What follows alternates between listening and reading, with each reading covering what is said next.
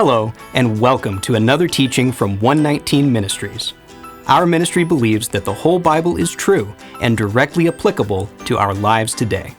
If you would like to know more about what we believe and teach, please visit us at testeverything.net. If you enjoyed this video, don't forget to hit the like button and subscribe to our channel by hitting the button down below. We hope you enjoy studying and testing the following teaching.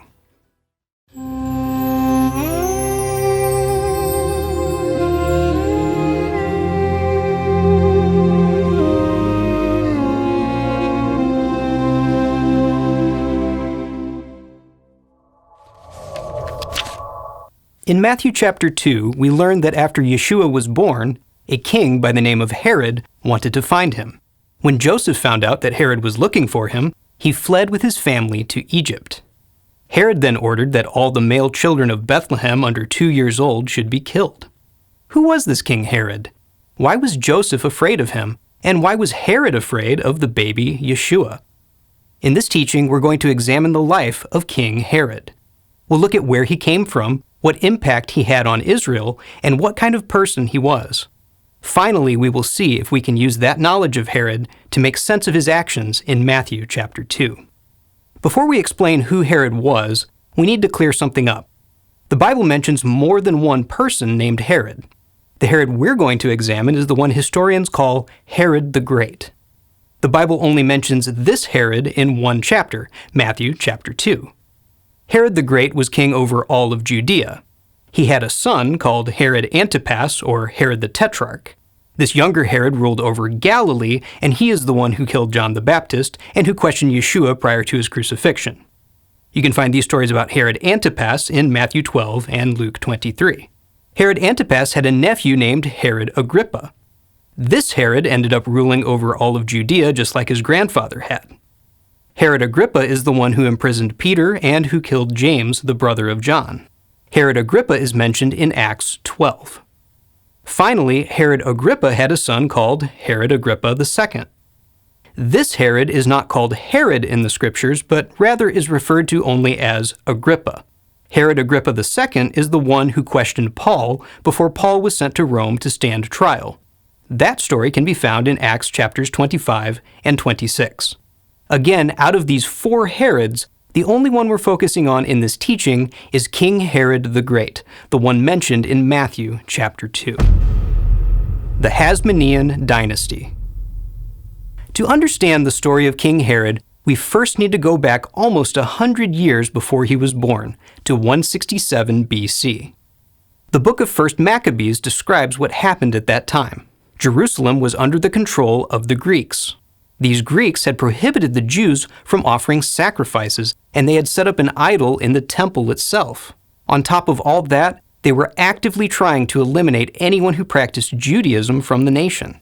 A Jewish man named Judah, son of Mattathias, gathered an army and fought against these oppressors. Against all odds, Judah's army won their battles against the Greeks, drove the Greeks out of Jerusalem, and rededicated the temple to the worship of God. This miraculous victory is celebrated every year during the Jewish festival of Hanukkah. After this victory, Judah's family became the ruling family in Israel. This new family line of Jewish rulers was called the Hasmonean Dynasty. Judah's brother Simon became the high priest, and after a few generations, these high priests were also taking the title of king.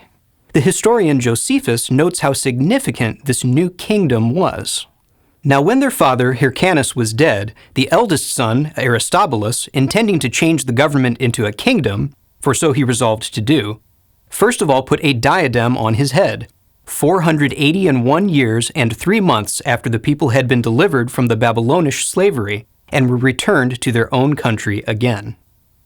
The Hasmoneans were the first Jewish kings to rule the land of Israel for over 400 years.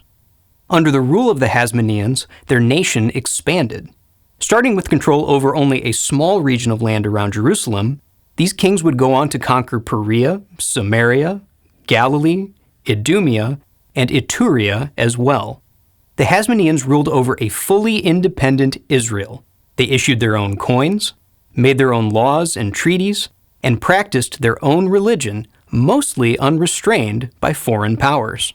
Scholar Kenneth Atkinson writes, "The history of the 9 decades of the Hasmonean rule of Judea is the remarkable tale of a family whose zeal for their ancestral faith helped them survive a turbulent period of Middle Eastern history and create an independent state surrounded by hostile powers."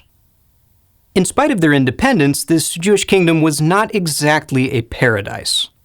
In 125 BC, when the Hasmonean leader John Hyrcanus conquered Idumea, he forced all of its inhabitants to become circumcised and convert to Judaism. Idumea was another name for Edom, and its inhabitants at that time were Edomites. The negative consequences of this forcible conversion of the Edomites would be felt after just 1 generation, as we will soon see. Religious tensions within Judaism began to rise very high at this time as well. This was the time that the sects of the Pharisees and Sadducees were rising to prominence, and they sometimes found themselves in conflict with the Hasmoneans and with each other. For example, Josephus records one occasion of a dispute between the Pharisees and the Hasmonean high priest, John Hyrcanus I. It was this Jonathan who chiefly irritated him and influenced him so far that he made him leave the party of the Pharisees and abolish the decrees they had imposed on the people, and to punish those that observed them. These kinds of disputes sometimes led to outright civil war. It is during one of these civil wars that Herod's family rose to prominence. Herod's family. Herod's father was named Antipater. Antipater was born in 114 BC, and he became the governor of the region of Idumea. Antipater married Cypros, a princess from Nabatea, which was Idumea's eastern neighbor. Antipater and Cypros had 5 children, one of whom was Herod. The exact date of Herod's birth is unknown, but it was probably around 72 BC. Not long after Herod's birth, Antipater found an opportunity to gain more power. In 67 BC, a civil war broke out between 2 Hasmonean brothers who both claimed the right to be king. These brothers were John Hyrcanus II and Judah Aristobulus II, who we will refer to as Hyrcanus and Aristobulus. At first, Hyrcanus took the throne and the position of high priest, but Aristobulus objected and led a revolt. Aristobulus's forces defeated Hyrcanus's forces in battle, and Hyrcanus agreed to give up his position and allowed Aristobulus to become both king and high priest. However, this is where Antipater saw an opportunity to expand his own power. Antipater convinced Hyrcanus to ally with the nation of Nabatea, Antipater's friends, and together they started a war with Aristobulus. As this war progressed, both Hyrcanus and Aristobulus began petitioning other foreign armies for support. The army whose help they wanted most was the Roman army. The Roman general, Pompey, had just conquered Syria, which is immediately north of Israel, and both brothers petitioned him for help. Pompey eventually sided with Hyrcanus, and in 63 BC, Pompey's army broke through the fortified wall of Jerusalem and captured Aristobulus. Hyrcanus was restored as the high priest, but Pompey did not permit him to take the title of king. Instead, Pompey declared Judea to be under Roman rule, and Hyrcanus would serve as an ethnarch, a ruler under Roman authority. As Josephus writes, "And he restored the high priesthood to Hyrcanus, both because he had been useful to him in other respects, and because he hindered the Jews in the country from giving Aristobulus any assistance in his war against him. And he made Jerusalem tributary to the Romans, and took away those cities of Celesyria, which the inhabitants of Judea had subdued, and put them under the government of the Roman president, and confined the whole nation, which had elevated itself so high before, within its own bounds." Through all of this, Antipater conveniently found himself in a more powerful position, where he was in charge of the Judean army and in charge of levying taxes on the entire nation. He would later use this position to advance himself even further. In 49 BC, Julius Caesar began his campaign to become ruler over all of Rome. His main opponent in his quest was the general Pompey. After Caesar defeated Pompey in battle, Pompey fled to Egypt and Caesar pursued him. While Caesar was in Egypt, Antipater led forces from Judea to assist him. These forces were a great help to Caesar, and once Caesar had obtained the rulership he was seeking, he rewarded Antipater for his service. In 47 BC, Julius Caesar made Antipater a Roman citizen and granted him the title of Roman Procurator over the land of Judea. As Procurator, Antipater was now officially a Roman ruler. His job was to keep the peace in the region and to deliver taxes to Rome. As Josephus records, as soon as Antipater had conducted Caesar out of Syria, he returned to Judea. He then immediately raised up the wall which had been thrown down by Pompey, and by coming thither he pacified that tumult which had been in the country, and this by both threatening and advising them to be quiet, for that if they would be of Hyrcanus' side, they would live happily and lead their lives without disturbance, and in the enjoyment of their own possessions. But if they were addicted to the hopes of what might come by innovation, and aimed to get wealth thereby, they should have him a severe master instead of a gentle governor, and Hyrcanus a tyrant instead of a king, and the Romans, together with Caesar, their bitter enemies instead of rulers. Antipater immediately made 2 of his sons governors over smaller portions of the land. His son Phasael became governor of Jerusalem, and Herod became governor over the region of Galilee. This is where Herod's political journey begins. Herod's rise to power. As governor of Galilee, Herod aggressively prosecuted outlaws and robbers. Upon catching these criminals, Herod would have them immediately executed. The Romans were quite pleased with Herod's actions, but this policy was illegal by Jewish standards. According to Jewish law, the Sanhedrin, that is, the Council of the Elders, was the only group that could authorize the death penalty. Herod was therefore called before the Sanhedrin to stand trial for usurping their authority. Herod answered the call, but appeared at his trial surrounded by his own armed forces. As Josephus records, "But when Herod stood before the Sanhedrin, with his body of men about him, he affrighted them all, and no one of his former accusers durst after that bring any charge against him. But there was a deep silence, and nobody knew what was to be done." Since the Sanhedrin was intimidated by this show of force, they did not convict Herod of any crimes. At this time, there were many different cultures coexisting in Israel. The Jews were the majority of the population, but there were also Samaritans, who did not accept Jewish religious authority, and a growing number of Greek, Roman, and other pagan communities as well. The rulership of Herod's family was largely accepted by these other cultures, but it was not accepted by many of the Jews. In 43 BC, Herod's father, Antipater, was murdered. In 40 BC, a Hasmonean named Antigonus II, the son of Aristobulus II, led a revolt against Roman rule. Antigonus was backed by the army of the Parthians, who were a powerful nation from the east. Antigonus's revolt was successful, the Roman army was driven out of the land, and Antigonus was made king and high priest of Judea. Hyrcanus was captured and taken to Babylon as a captive of the Parthians. Herod's brother Phasael was also captured, and he subsequently committed suicide. Herod, however, managed to flee the country, and he eventually made his way to Rome to request assistance from the Roman Senate. Herod had powerful allies in Rome, including Mark Antony, the famous Roman general. These allies spoke to the Senate on Herod's behalf, and the Senate listened to them. Not only did they help Herod, but they declared Herod to be the new king over all of Judea. To be clear, they were not granting independence to Judea. Rather, they were declaring Herod to be the rightful Roman ruler over the land, much like his father Antipater had been. However, Herod would receive the title of king instead of procurator.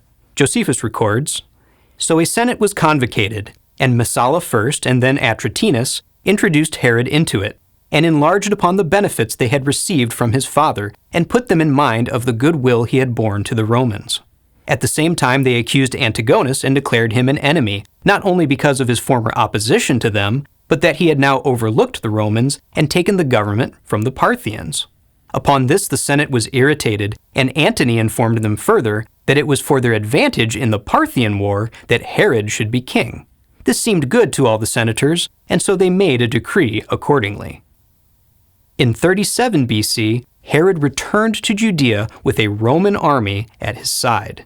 After 3 years of bloody conflict, Herod defeated Antigonus and took his place as king of Judea.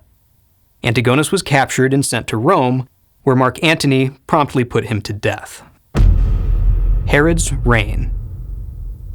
When Herod took the throne, he made a number of gestures of goodwill toward the Hasmonean family, whose throne he had usurped. However, as we will see, none of these gestures proved sincere. Herod married Mariamne, the niece of Antigonus and granddaughter of Hyrcanus. Speaking of Hyrcanus, Herod also secured his release from captivity and allowed him to return to Judea. Herod appointed a Babylonian Jew by the name of Ananelus to be the high priest, but when he faced scrutiny for this decision, he replaced Ananelus with a Hasmonean, Aristobulus III, the brother of his wife Mariamne. Herod was rightfully very suspicious of the Hasmoneans, so he ordered men to spy on both Aristobulus and his mother Alexandra at all hours of the day. After Alexandra expressed her frustration with this arrangement to the wife of Mark Antony, Herod hired an assassin who killed the high priest Aristobulus. Likewise, after Hyrcanus returned to Judea, it did not take long for Herod to bring charges of conspiracy against him and have Hyrcanus executed. After killing her brother and grandfather, Herod had a policy of keeping his wife Mariamne locked in the palace when he was traveling to other countries, and his orders were to have her killed if he ever failed to return home from one of his journeys. Eventually, Mariamne found out about these orders, and she started to openly speak against Herod. Herod responded by charging her with adultery and then having her executed as well. Ultimately, Herod gave the Hasmonean family an olive branch to their face, but a knife in their back. During his reign, Herod took on many large construction projects. While Herod always pointed to these projects as symbols of his benevolence, religious Jews couldn't help but notice how they all helped to expand Roman influence in the land. Herod built fortresses throughout the land to house his armies and to provide him a place to hide in case the people should revolt against him again. Along the Mediterranean coast of Samaria, Herod built the city of Caesarea, named, of course, after Caesar. In Caesarea, Herod built a large harbor to accommodate goods and visitors from across the Mediterranean Sea. Caesarea also housed a theater where music and drama were performed, and a hippodrome where people would watch nude athletic competitions and violent gladiator combat. Herod also built a temple in Caesarea, dedicated to the worship of Augustus Caesar, who the Roman Senate had declared to be a god. As Kenneth Holm of Biblical Archaeology Review states, on festival days, bulls were slaughtered and their parts burned on the altar of the Caesarea temple in celebration of Augustus and Roma, and choirs sang hymns of praise for Herod and his imperial patron. On such occasions, Caesarea's urban crowd, gathered on the harbor quays, swelled also to include the ship captains, crews, dock hands, and other personnel of the port, emphasizing the maritime link between Herod's kingdom and Rome. In fact, this temple was the first of 3 that Herod built for the explicit purpose of worshiping Caesar. However, Herod's most ambitious building project was the reconstruction of the Jewish temple in Jerusalem. The entire old temple was torn down, even to its foundation, and the new one was constructed much wider and taller, with an extensive system of courtyards, walls, and gates surrounding it. To give an idea of just how expansive this project was, the temple's inner structure was completed in 18 months, but construction on the rest of the complex continued for many decades after Herod's death. As David Jacobson writes, this was the largest temple complex built in classical antiquity. Herod started this temple project for 2 main reasons. First, Herod wanted his name attached to the largest and grandest religious structure in the world. Second, it was an attempt by Herod to win the favor of the religious Jews, who still hated him. However, even this temple was not spared from Roman infiltration. Its architecture was modeled after the style of the pagan temples in Rome, even containing an attached marketplace and sporting Corinthian-style columns at its entrance. One of the gates that led to the temple grounds was decorated with a large golden eagle statue, a symbol of Rome. At every opportunity, Herod made Israel look more and more like the Roman province that it had become. Speaking of Roman provinces, Herod donated large sums of money to projects outside of Israel. He was always seeking to impress and earn the favor of powerful Romans and Greeks. In the Greek city of Athens and the Roman city of Rhodes, Herod helped finance massive building projects. In fact, in Athens, 3 statues of Herod were set up to honor him for his generosity toward the city. Herod was a great patron of the Olympic Games and helped finance Olympic events both in Caesarea and in foreign cities. Herod made frequent visits to foreign provinces where he would lavish gifts upon the rulers of those areas. He did this for Mark Antony, Augustus Caesar, and many other prominent Romans during his reign. When Marcus Agrippa, who was Augustus Caesar's right-hand man, came to Judea to see how the region was faring, Herod spared no expense for his entertainment. As Josephus writes, "He entertained him in his new-built cities and showed him the edifices he had built, and provided all sorts of the best and most costly dainties for him and his friends, and that at Sebast and Caesarea, about that port that he had built, and at the fortresses which he had erected at great expenses, Alexandrium, and Herodium, and Hyrcania. He also conducted him to the city Jerusalem, where all the people met him in their festival garments and received him with acclamations. Agrippa also offered a hecatomb of sacrifices to God and feasted the people without omitting any of the greatest dainties that could be gotten." Herod also sent many of his own children to Rome for their education. Herod clearly idolized Rome and did everything he could to gain Roman acceptance. As we mentioned before, Israel's Jews, especially religious Jews, hated Herod. He had come to power by killing the last Hasmonean king, and that with a Roman army at his side.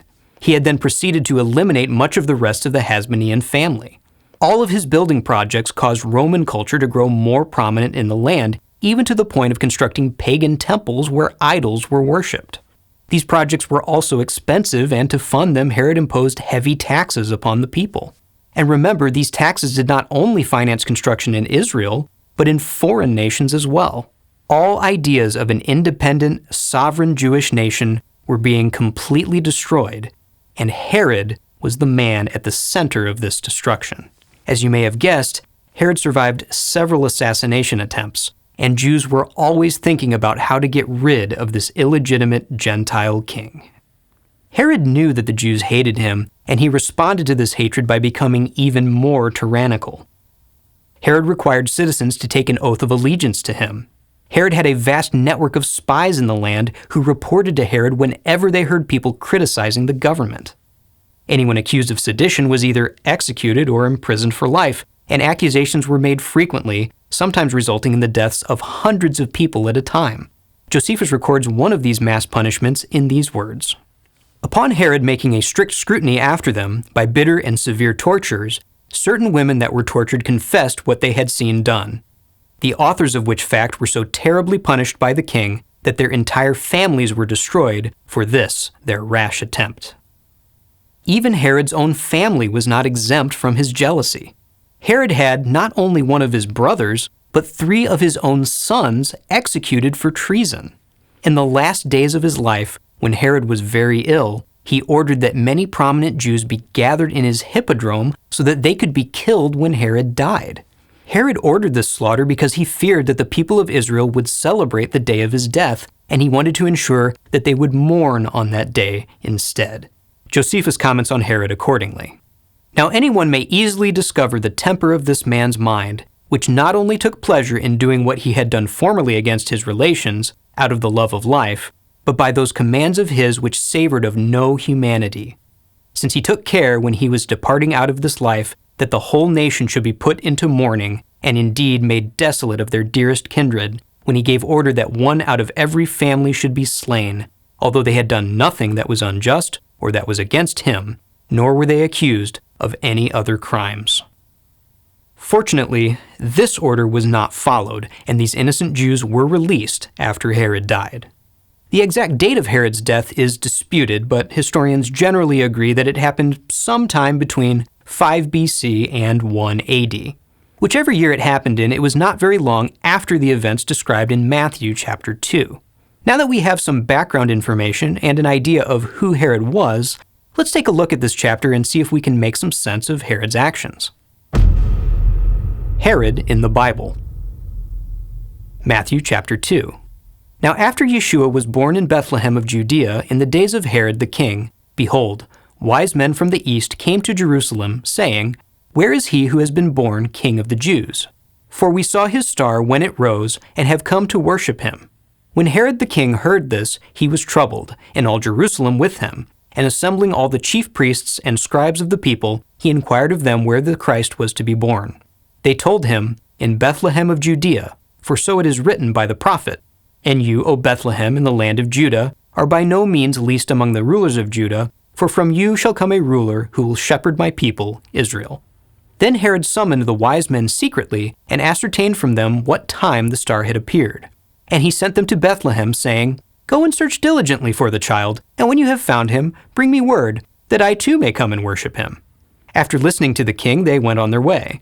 And behold, the star that they had seen when it rose went before them until it came to rest over the place where the child was. When they saw the star, they rejoiced exceedingly with great joy, and going into the house, they saw the child with Mary, his mother, and they fell down and worshipped him. Then, opening their treasures, they offered him gifts, gold and frankincense and myrrh. And being warned in a dream not to return to Herod, they departed to their own country by another way. Now when they had departed, behold, an angel of the Lord appeared to Joseph in a dream, and said, "Rise, take the child and his mother, and flee to Egypt, and remain there until I tell you, for Herod is about to search for the child to destroy him." And he rose and took the child and his mother by night, and departed to Egypt, and remained there until the death of Herod. This was to fulfill what the Lord had spoken by the prophet, "Out of Egypt I called my son." Then Herod, when he saw that he had been tricked by the wise men, became furious, and he sent and killed all the male children in Bethlehem and in all that region who were 2 years old or under, according to the time that he had ascertained from the wise men. Then was fulfilled what was spoken by the prophet Jeremiah. A voice was heard in Ramah, weeping in loud lamentation, Rachel weeping for her children. She refused to be comforted, because they are no more. But when Herod died, behold, an angel of the Lord appeared in a dream to Joseph in Egypt, saying, "Rise, take the child and his mother, and go to the land of Israel, for those who sought the child's life are dead." And he rose and took the child and his mother, and went to the land of Israel. But when he heard that Archelaus was reigning over Judea in place of his father Herod, he was afraid to go there, and being warned in a dream, he withdrew to the district of Galilee. And he went and lived in a city called Nazareth, so that what was spoken by the prophets might be fulfilled, that he would be called a Nazarene. Given what we now know about Herod, we can understand why he was so interested in this report about a prophesied king of the Jews being born. Herod was seen as an illegitimate Gentile king who had overthrown the rightful rulers of the land. He was constantly worried about the Jews revolting against him. If Jews came to believe that Yeshua was not only a legitimate king, but the prophesied Messiah, then surely that would motivate them to rally together and take up arms against Herod. Also, given Herod's history, Joseph fleeing the country makes a lot of sense. Herod had been the king for over 30 years by this time, and his style of rulership had been well established. Joseph knew exactly what would happen if Herod ever found Yeshua. Herod's order to kill the baby boys of Bethlehem is thought by some scholars to be fictional, because Matthew is the only existing historical document that mentions this order. However, this event may actually not have been considered to be very significant. Bethlehem was not a large town. In fact, some scholars estimate the entire population of Bethlehem at the time to be just a few hundred people, which would mean that only a handful of baby boys were even there. Compared to the other atrocities Herod was committing, historians may not have thought that this event was even worth mentioning. In any case, ordering that some children be killed would not have been out of character for Herod, who had already done plenty of equally despicable things for the sake of his throne. We can also address one more question, and that is, why did Joseph go to Nazareth when he returned from Egypt? Why not go back to Bethlehem? After Herod died, his kingdom was split among 3 of his sons. Archelaus, the son mentioned in Matthew 2:22, had inherited Samaria, Judea, and Idumea. Herod Antipas had inherited Perea and Galilee, where Nazareth was, and Philip had inherited the northernmost regions. When Archelaus came to power, he was met with violent resistance by some of the Jews of Jerusalem, and both he and the governor of Syria responded with violence of their own. This civil unrest lasted for several years before it finally subsided. It's understandable why Joseph would not want to live anywhere near Jerusalem at that time, and instead chose to settle in Galilee, where life was not quite so perilous. Conclusion. So, who was Herod the Great? In short, he was a vain, wicked, and brutal man. He sought power, glory, and the praise of men, and was willing to go to almost any lengths to acquire them. He cared more about appealing to Roman sensibilities than to Jewish religion. He oppressively taxed the people he ruled over and squandered much of their money on projects designed to increase his personal fame. He threatened and spied upon his own people as though they were foreign enemies. And he murdered thousands of his own citizens during his terrible reign, including some of his own children. Historians and theologians alike have condemned his many evil deeds. In fact, the only people who seemed to like Herod were Roman aristocrats, who only knew Herod as the Jewish king who gave them nice tours and lots of money, not as the brutal dictator who thought nothing of taking the lives of his detractors. It's no wonder that Herod feared what Yeshua might become. We pray you've been blessed by this teaching. Remember, continue to test everything. Shalom.